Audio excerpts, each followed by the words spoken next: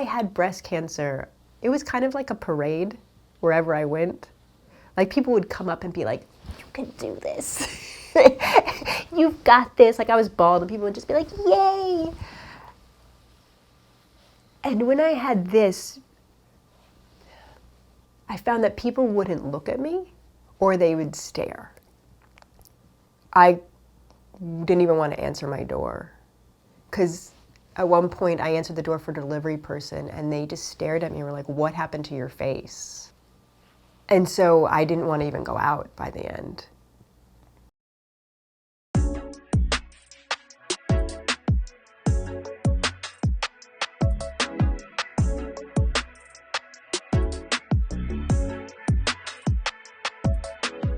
I had very hippie parents. When I was a kid, we lived in a school bus in the panhandle of Florida with a well and an outhouse, like that kind of hippie. And as a little kid, I always wanted to be a performer. I remember when the teacher would go around the room, I'd be like, I want to model, was what I would say. But my mother always had art in the house. We always had supplies. And so that freedom to express ourselves in that way was, I didn't realize how extraordinary that was until I got older. I grew up in India actually until I finished high school. I wanted something transformative with people. I wanted a relationship. I wanted to build long-term value. I wanted to really be involved in people's lives, and that was extremely enjoyable to me to do. And so I knew, and my father is a physician, he just retired, and I grew and learned more about medicine. So I went and rotated with a whole bunch of people just to learn what it's about.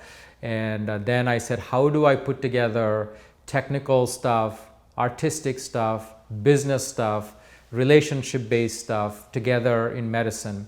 And the only answer was plastic surgery, so that's how it really came about. I remember as a kid always being amazed when I saw like kids theater, or when I would see actors. Every time I saw it, I could feel it bubbling inside of me that I wanted to do that. And it wasn't until I got into high school where we finally had access to a theater class. I wasn't very good, but I loved it. So I'd audition and I really wouldn't get any of the roles, but I kept showing up to it. And I went to college for theater, but tech theater. So backstage, scene painting and set construction and lighting. But all my electives were the acting classes. I'd sit backstage and sitting in the dark, and I'd watch these people perform on stage and I was so close to it. And then finally, I just couldn't not do it. And my husband was like, I'll support you for a year. Try it. And I ended up booking a movie with Tom Cruise, and I booked 2 TV shows. I ended up doing really well that first year. And I was like, all right, I'm in. And I was about 25, 26 when I made that transition. When I was 13, my mother got diagnosed with breast cancer. But I wasn't really aware of what was going on. When I was 22, I had graduated college, my mom was diagnosed with ovarian cancer, where I'd take her to all of her chemo treatments and went through that with her. And when I turned 30, she passed away from ovarian cancer. And I found out that I had the genetic mutation for cancer, so I have the BRCA1 mutation.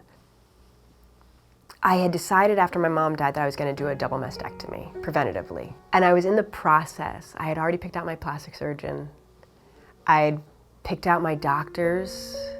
And I had my last MRI done. I was like, let me just do one more. Just, why not? And on that one, they found out they saw something. And I got the phone call saying that it was breast cancer.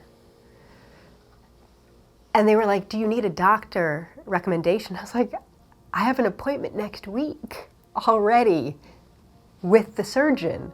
And I ended up doing a double mastectomy, a reconstruction, chemotherapy, radical hysterectomy, and I did a one-woman show while I was in the middle of that, playing cancer and using art to cope with it. And it took me several years to kind of heal from all of that, to grow my hair back, to feel stable again and healthy and energetic. And I was finally like, okay, I'm ready to get back. I'm ready to be an actor again. Let me do this.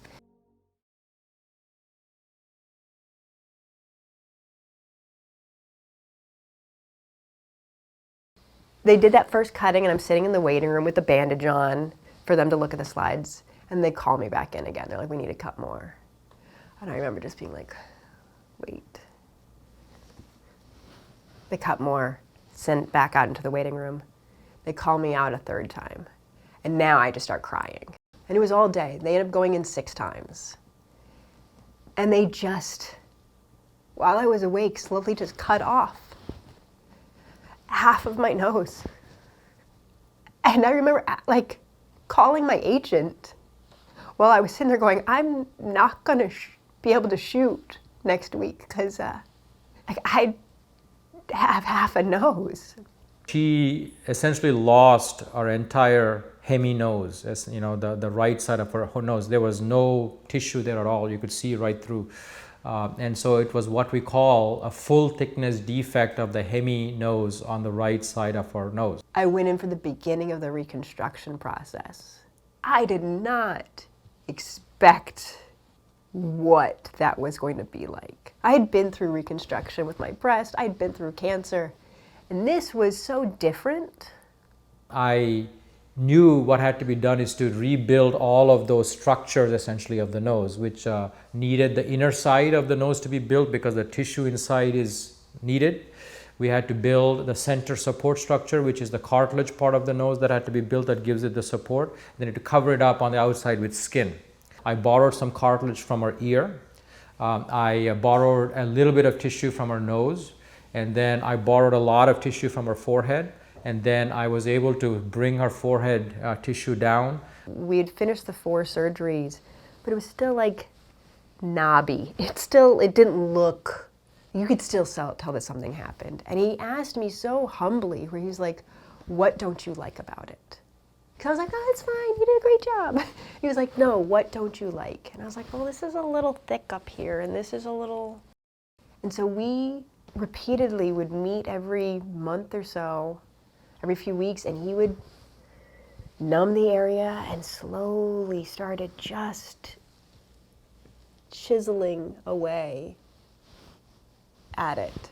And even to when, like, it's my scalp inside of my nose, so I can grow a ponytail out of my nose, like, and I remember telling him, like, I'm having a hard time breathing. There's so much hair in there.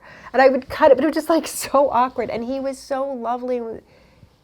He, for free, had them do electrolysis in my nose. Every month I'd go in and he was just like, we'll do it, don't worry about it. 6 months after, maybe 7 months after this happened, I booked The Marvelous Mrs. Maisel with like on camera right here. And you'd never know. It's amazing what a really incredible doctor can do. And now I'm able to act again and model. So from being a kid and being like, I want to be a model, I can still do that thanks to Dr. Kasuma. If there is a person that makes an impression, it's Aniela. Taking that experience and passing it on, like she's trying to do now, and inspiring other patients. Because I mean, to have the presence of mind, to have the perseverance and attitude adjustment, the hope that you keep, and having fun with it in a sense, and making something creative out of it is something that I think all patients will benefit from. I think this is, in my practice, one of the most remarkable stories. I think that how my life has changed from working with Dr. Kasuma is mainly that it didn't. where if I hadn't worked with him, it would have. But because of him,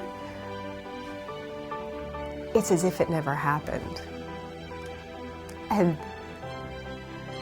that's a miracle in itself.